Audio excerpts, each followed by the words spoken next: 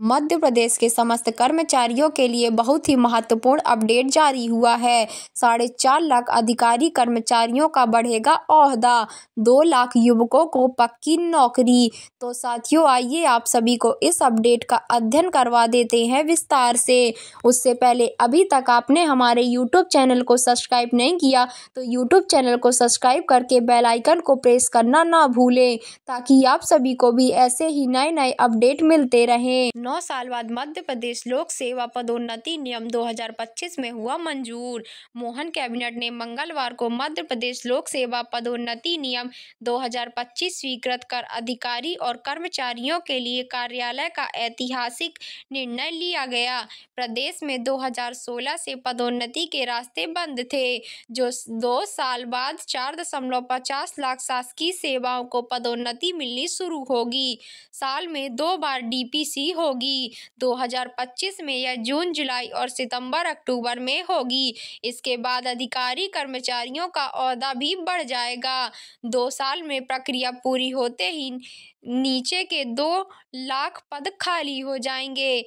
इतने ही पदों पर युवाओं को अगले 4 साल में पक्की नौकरी मिलेगी। मोहन सरकार के इस निर्णय से न सिर्फ अधिकारी कर्मचारी का ओहदा बढ़ेगा, बल्कि सीधे तौर पर उनके परिवार का समाज में मान सम्मान बढ़ेगा। 2 लाख बेरोजगारों को नौकरियों के लिए नए रास्ते खुलेंगे। मुख्यमंत्री डॉक्टर मोहन यादव की अध्यक्षता में कैबिनेट में 459 नए आंगनबाड़ी खोलने, इनके लिए न्यायिका, आंगनबाड़ी कार्यकर्ता, सुपरवाइजर के पद सृजित करने को मंजूरी दी गई। नए जिले पांडुना, मैहर और मऊगंज में जिला कोषालय कार्यालय स्थापित करने, उनके लिए इसे सृजित करने की स्वीकृति मिली है। बिजली कंपनियों के अधोसंरचना विकास के लिए 5,163 करोड़ रुपए का अनुमोदन दिया गया। ST/SC वर्ग को जारी रहेगा पदोन्नति में आरक्षण, कोई रिवर्ट नहीं होगा। पदोन्नति में आरक्षण पर 9 साल पहले शिवराज सिंह के नेतृत्व वाली भाजपा सरकार के समय विवाद शुरू हुआ था। कर्मचारी 2 हिस्सों में बटे थे। सपक्ष का समर्थन करने वाले कर्मचारी पदोन्नति में आरक्षण के खिलाफत कर रहे थे, तो अजक्स का समर्थन करने वाले कर्मचारी इसे संवैधानिक अधिकार बताकर जारी रखने की पैखी कर रहे थे। मोहन सरकार के नए पदोन्नति नियम में पदोन्नति में आरक्षण जारी रखा है। अधूरी CR और कारण बताओ नोटिस वाले कर्मचारी भी होंगे पदोन्नत। 9 साल से पदोन्नति नहीं मिल रही थी, सरकार ने इसके विकल्प खोल दिए हैं। ST/SC सहित सभी वर्ग के कर्मचारियों का ध्यान रखा है। इस प्रयास से 2 लाख पद रिक्त होंगे और उन पर नई भर्तियां करेंगे।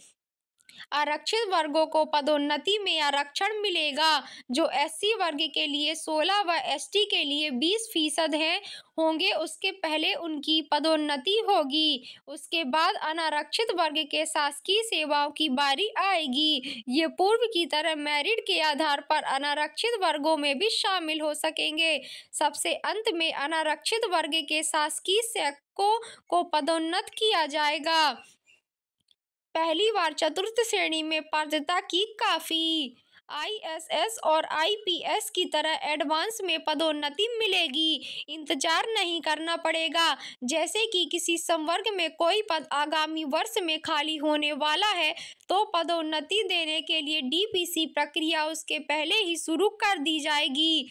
एक अफसरों के लिए मेरिट कम सीनियरिटी और नीचे के लिए सीनियरिटी कम मेरिट आधार होगा।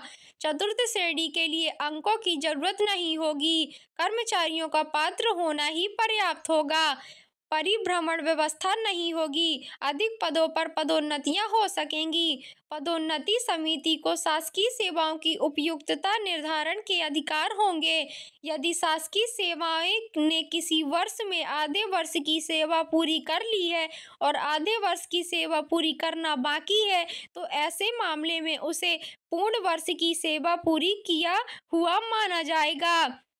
पहले ऐसे सेवक अपात्र माने जाते थे।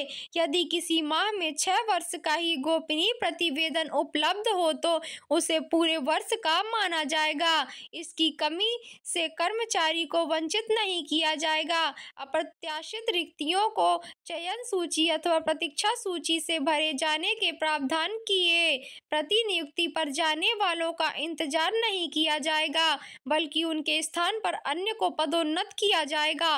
गोपनीय प्रतिवेदन की कमी के चलते पदोन्नति नहीं रोकी जाएगी। पहले रोक देते थे, केवल कारण बताओ सूचना पत्र के आधार पर पदोन्नति से वंचित नहीं किया जाएगा। आपत्ति पर फिर डीपीसी बैठक, रिव्यू डीपीसी बैठक होगी। यदि किसी को कोई आपत्ति है तो उसे सुना जाएगा, उसके लिए पुनः बैठक होगी। तो साथियों, अगर आपको यह अपडेट पसंद आई हो तो चैनल को लाइक, सब्सक्राइब एंड शेयर जरूर करें। मिलते हैं ऐसी ही नई अपडेट के साथ, तब तक के लिए धन्यवाद। Thanks for watching.